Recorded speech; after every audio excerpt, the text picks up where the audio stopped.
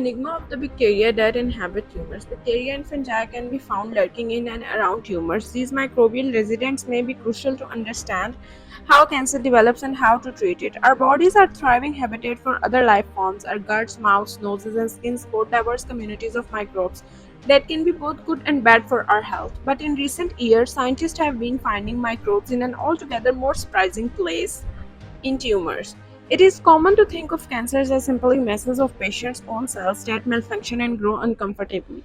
They are, in fact, communities of many different cell types, which is a part of the reason why cancers are so hard to treat. It is difficult to target them without harming healthy tissues too. But tumors also play host to a collection of cells from other life forms entirely, bacteria and fungi. Some thrive in the environment around a tumor, while others live inside the cancer cells themselves. Until recently, however, the role that these microbes play in tumor has not been clearly understood. Now, scientists are starting to unravel whether these tumor-associated microorganisms are accomplices that assist cancer cells as they develop or just unfortunate bystanders caught up in the tumor, and the answer could provide new approaches to treating and preventing cancers. In a 2017 study, David Strassman, a cancer biologist at the Weizmann Institute of Science in Rehovot, Israel, and his team showed that some bacteria living inside human pancreatic cancers can protect the tumors by inactivating a common chemotherapy drug.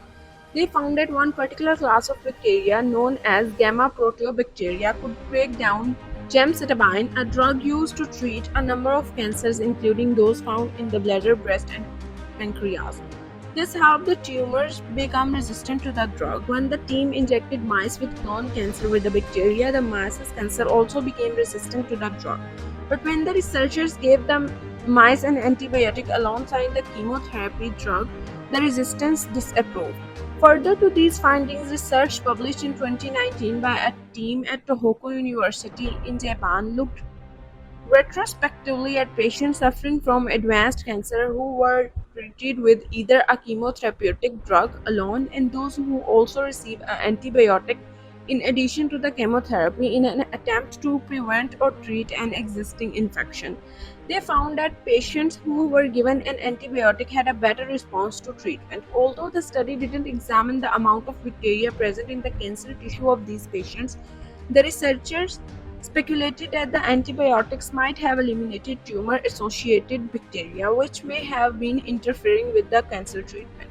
The studies offer a tantalizing hint of what might be going on within tumors.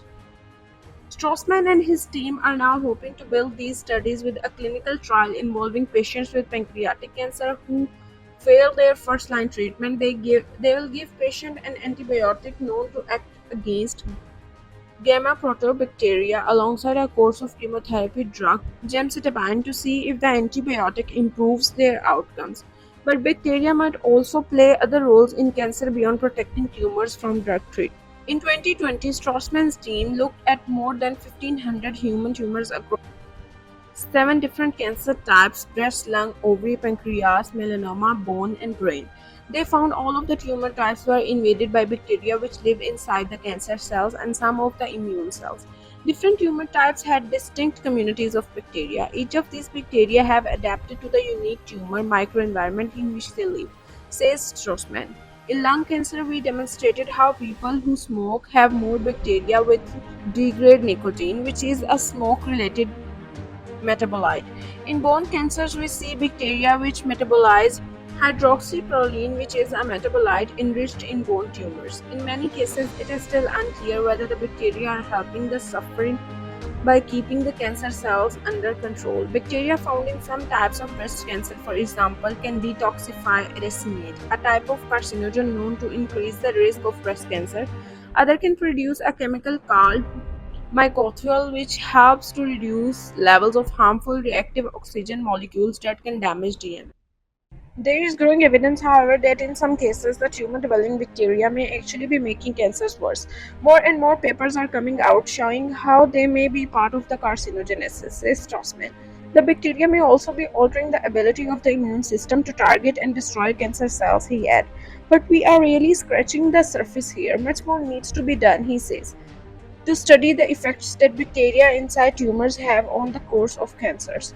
There are already some clues. For example, a 2022 study by scientists in China suggests some bacteria in breast tumors might make it easy for cancer cells to spread to other parts of the body. The researchers found bacteria living inside the breast tumor cells that were circulating in the blood of mice. These circulating cancer cells are shed from the primary tumor and can travel to other parts of the body where they can metastasis and grow. However, as the tumor cells rattle around in the bloodstream, they are exposed to stress that causes some of them to break apart. These Chinese researchers found that these microbes inside these mobile tumor cells seem to protect them from some of the stress they experience. They appear to do this by helping to recognize internal cellular support structures known as the cytoskeleton, so the cells are more robust.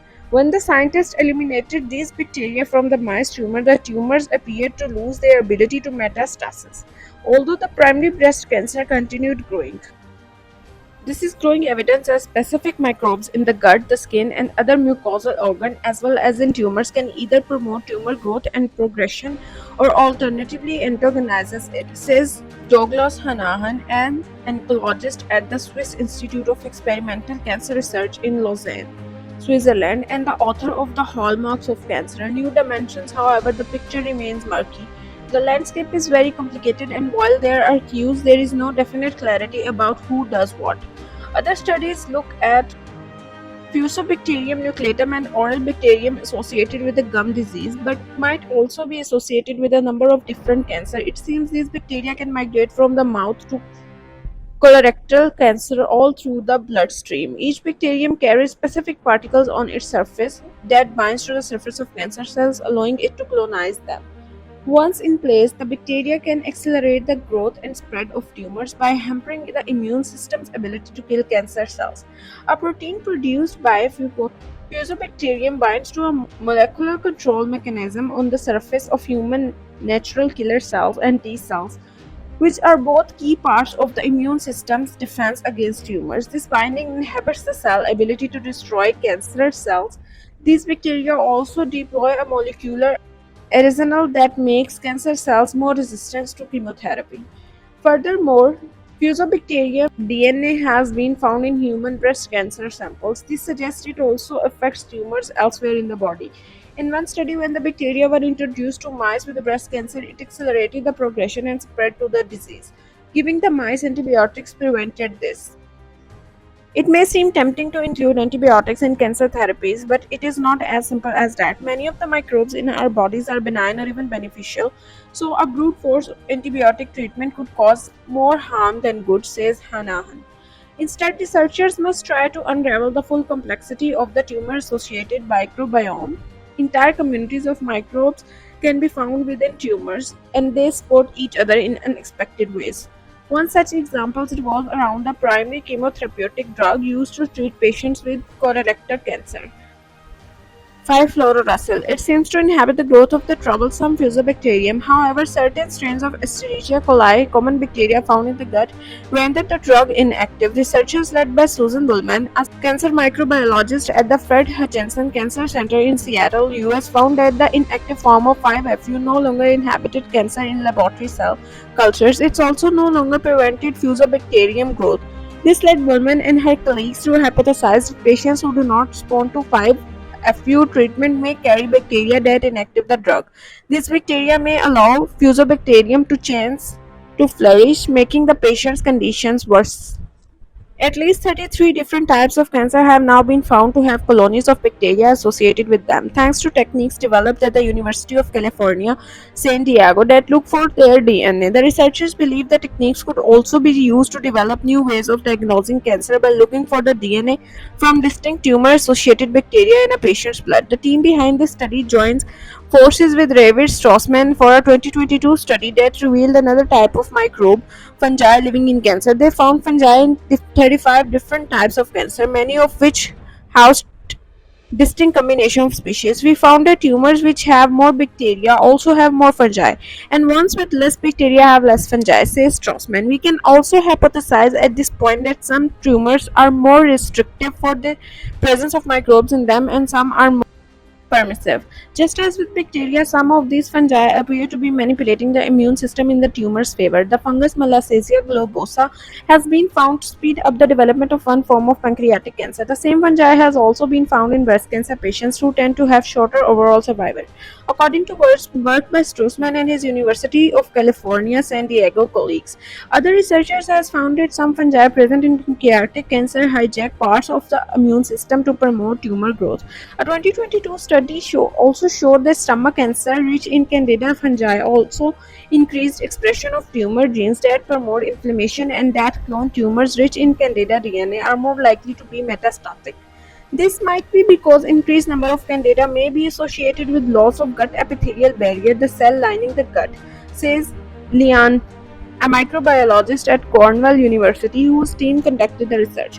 Despite the rapid pace of these findings, many questions still remain about the relationship between tumors and the microbes that live in them. Do the microbes play a role in the development of the tumor in the first place, or are they simply opportunistic?